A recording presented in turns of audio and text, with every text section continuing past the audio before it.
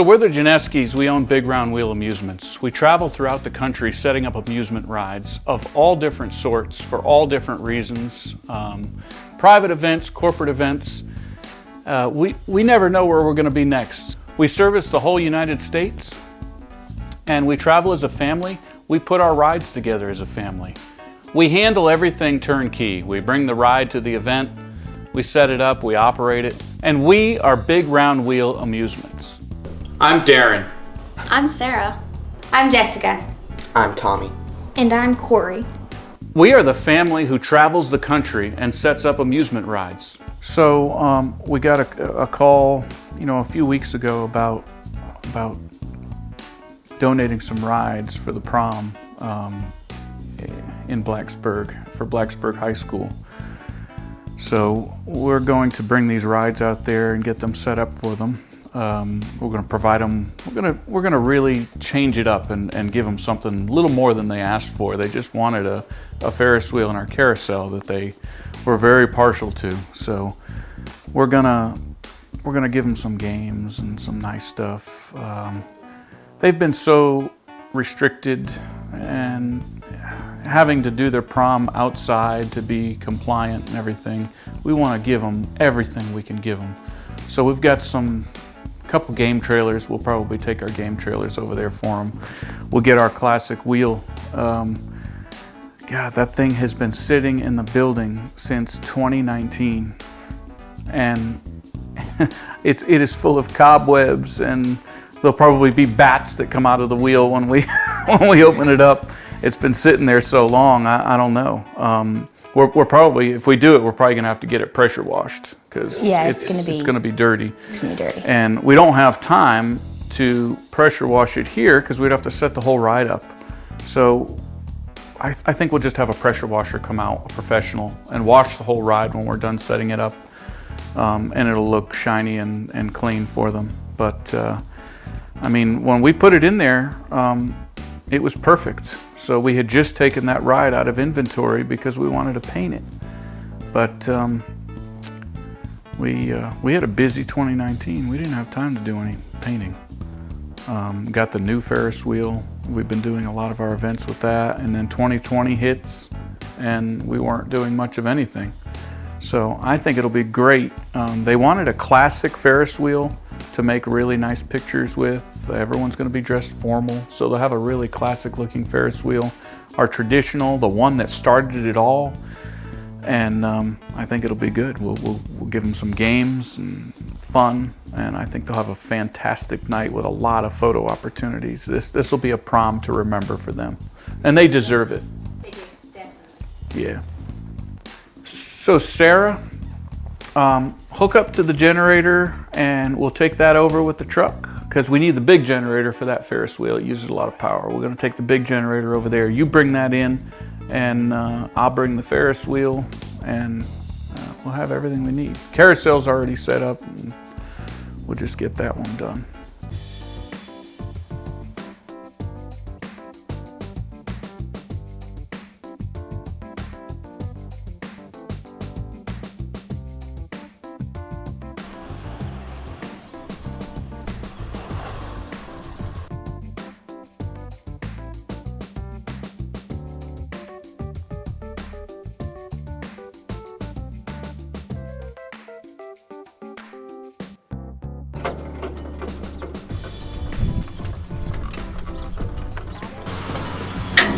So the power we use for the Ferris wheel is it's an industrial power. It's 3-phase.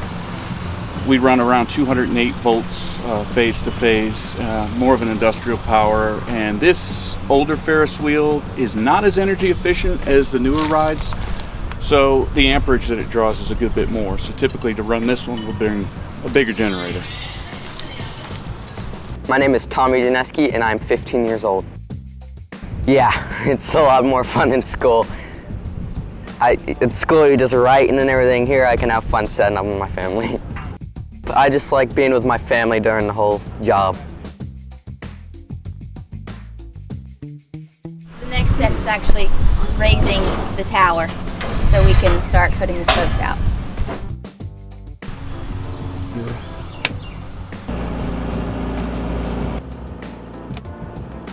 So we go a lot of different places. We connect to a lot of different power sources. And there's a lot of different variations with three-phase power. So we want to make sure that when we connect to a new power source that all the power is what we expect it to be.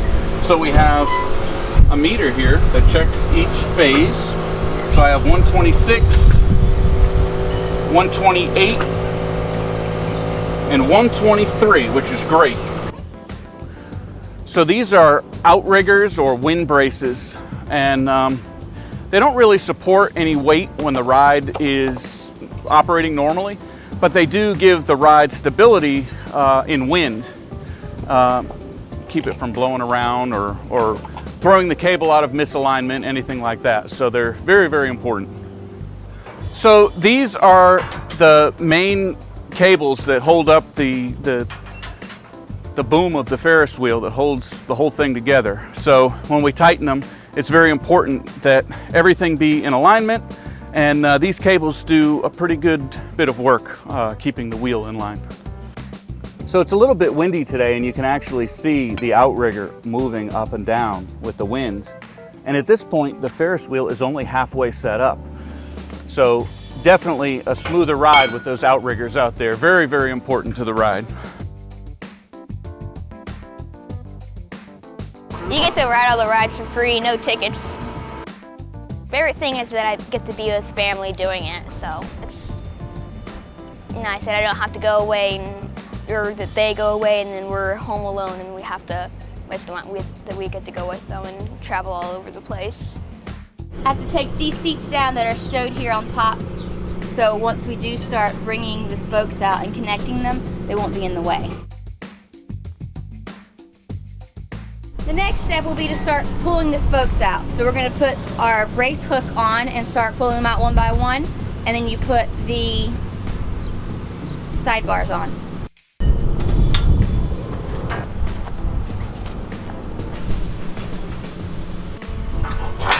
So for the time being, we only not even hand tight, just place these on here, enough on the bolt so it doesn't come off, because we have to attach another one here later. And then we'll go around later with the impacts and actually tighten them up. So this Ferris wheel was made in 1969 by the Garbrick family in Pennsylvania. And they had such a good idea in building a portable Ferris wheel. Even today, this wheel is built to such good standards. The materials that they use are all just regular dimensional steel, so they didn't use any tubing. It was all just standard steel like angle iron and flat bar, and I believe the gentleman was an engineer, and he built this line of Ferris wheels, very popular at the time. They sold a lot of them. They didn't even have much for a manual when they made them. They used to send the sales rep out, and he would show everyone how to put these rides together.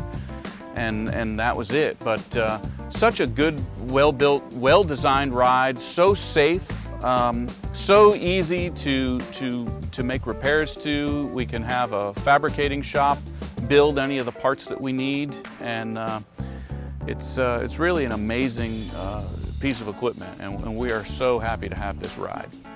So right now is probably the most dangerous time of setup. So what we've got is half of the wheel is outward on one side of the ride. We got a lot of weight on one side and no weight at all on the other side.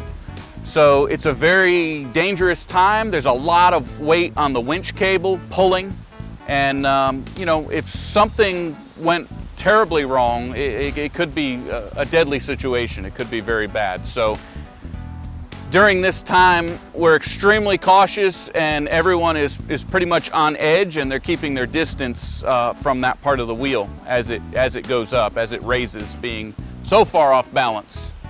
So with that wheel configured like that and off balance the way it is right now, you can see the amount of torsion and stress on this joint, because this is the winch cable and it's pulling on the ride, holding all that weight up, and it's pulling on this one spindle. So there is a tremendous amount of stress on this spindle holding the whole side of the ride up. So once we get a few more segments past, it won't be that way, but this is definitely the critical moment. These bolts here, they're called journal bolts, and they're what the seat rides on. So we actually just had these x-rayed the other day, and we do that periodically. We have a schedule. We have a company come out and they x-ray these to make sure that there's no stress cracks, especially with all this torsion and everything going on, and the fact that a seat with a couple of riders is all resting on this one area. A lot of times you'll see a sign on a Ferris wheel that says, "Do not rock the seats." And simply the fact that the seat is sitting on here like this, and as the ride goes around, the seat pivots just like this.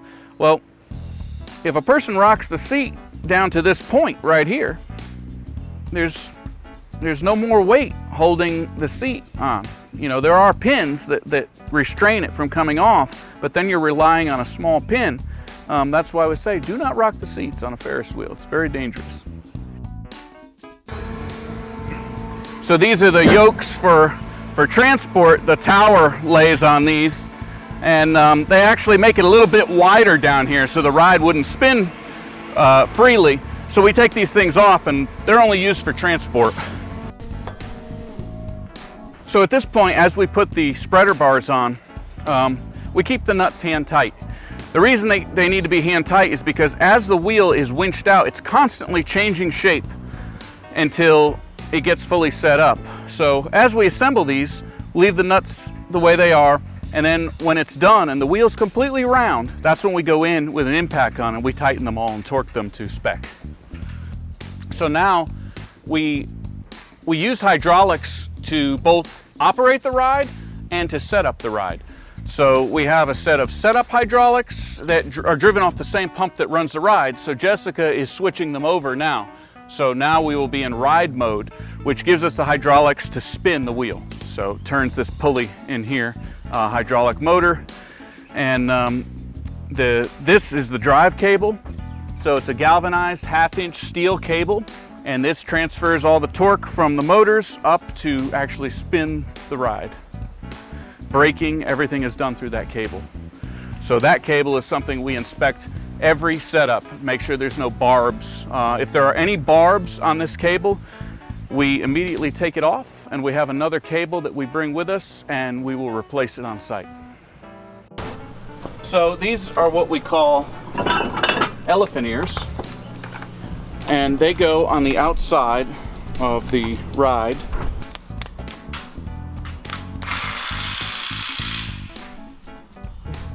So it has a little rubber pad inside there, and the cable sits inside of here and covers the outside perimeter of the wheel, and that's what the cable rides in. Tommy, you went up there and you did the wind brace, but you forgot to take the cable loose up at the top. Oh, I'll do that. So Jessica is bypassing. She's going to leave that cable not inside that keeper. That way I can have a little bit of slack here when I thread the cable through this cable linkage, the drive linkage here. I put some cheat numbers on this because occasionally I will forget which way it goes, but I know it goes back here in the first groove. And this is actually the drive pulley. This is the one that does all the work. This is an idler pulley. It just keeps tension on the cable. What we look for is there's a lot of things that can go wrong with the configuration of the cable. One thing is the distance right here. All of this has to do with the way the ride has been leveled. And we leveled this ride really good. It is dead on. The plumb of the wheel, everything is just right. And that gives us really nice spacing here. We can run it up as tight as that. Just don't want this cable rubbing on one another. It's just unnecessary wear. So this is excellent spacing right here. This is what we like. Another thing that we look at, this is the pickup side. So after the cable goes through this configuration, it goes into this elephant ear here. Well, as you can see, it's landing right dead center in that collector ear, and that's perfect. That's what we like. So, you know, obviously you could run it out to here, and when the wheel goes around, that kind of pushes it in, but it also causes unnecessary wear to that cable. There's no reason to run the cable like that to where it wears out.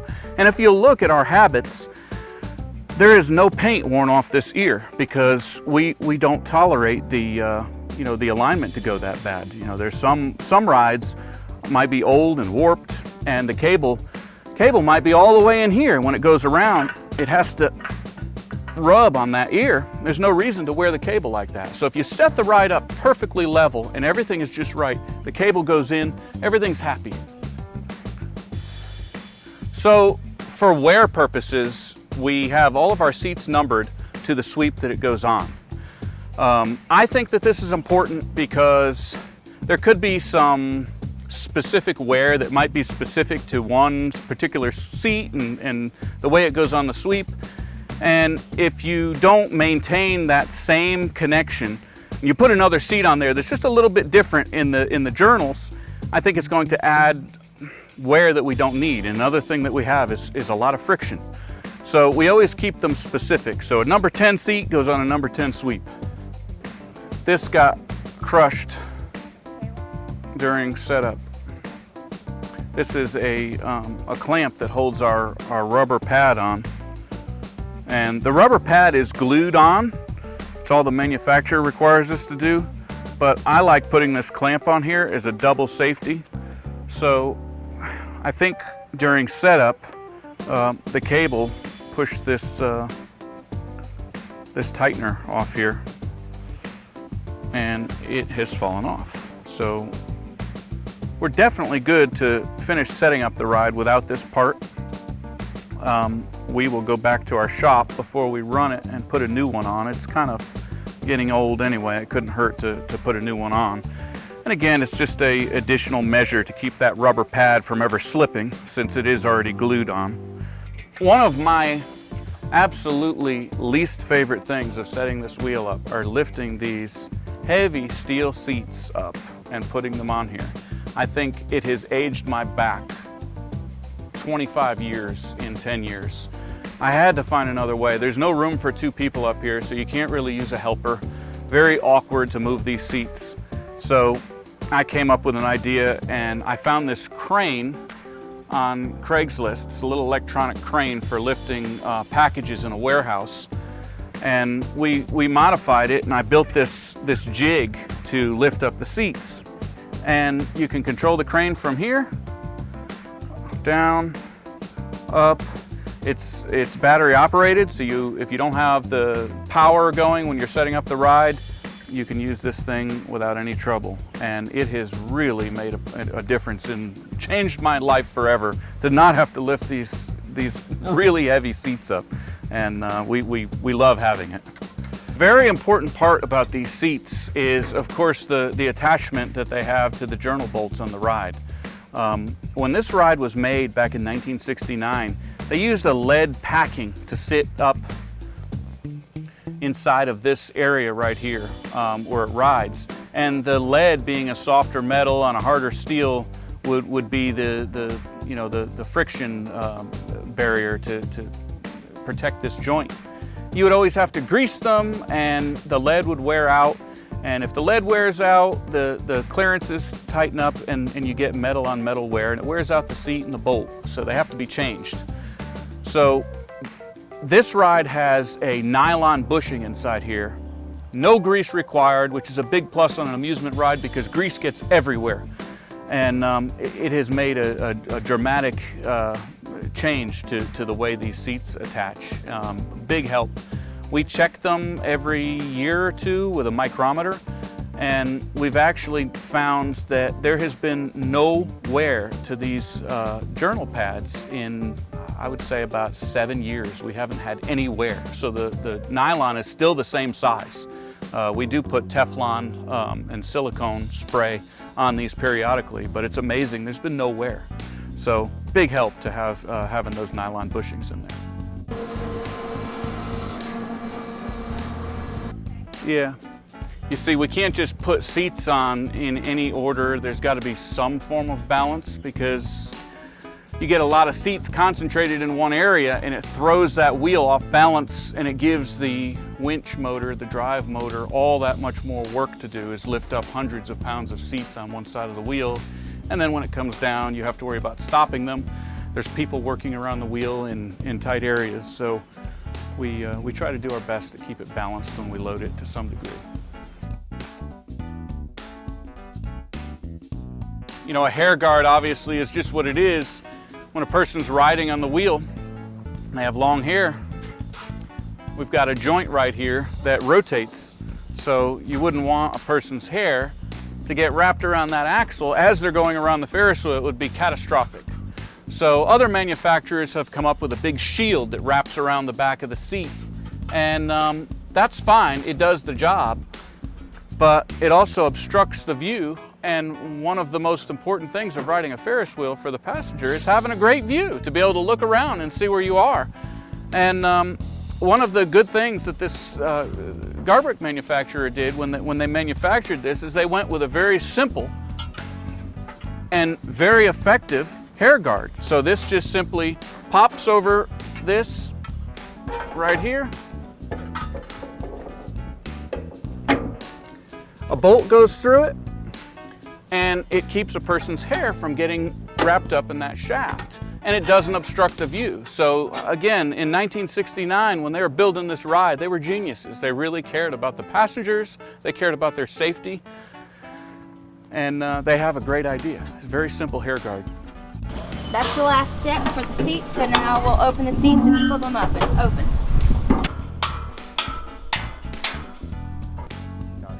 Hey Mike, how you doing? This is Mike, our inspector, third-party inspector, and he's going to do our inspection today. After we set up, this ride will be inspected, and we also have the state auditor here from the state of South Carolina, and he's going to go and make sure that the inspection was completed on the ride, and he'll put our annual 2021 sticker on the ride for inspection in South Carolina. So you're going to go up to the top? I am, yes sir. I'm going to go up and check all the pins and all of the bolts. Make sure I don't see any cracks or anything like that. All the spreader bars are in properly, and just make sure it's put together like it ought to be put together.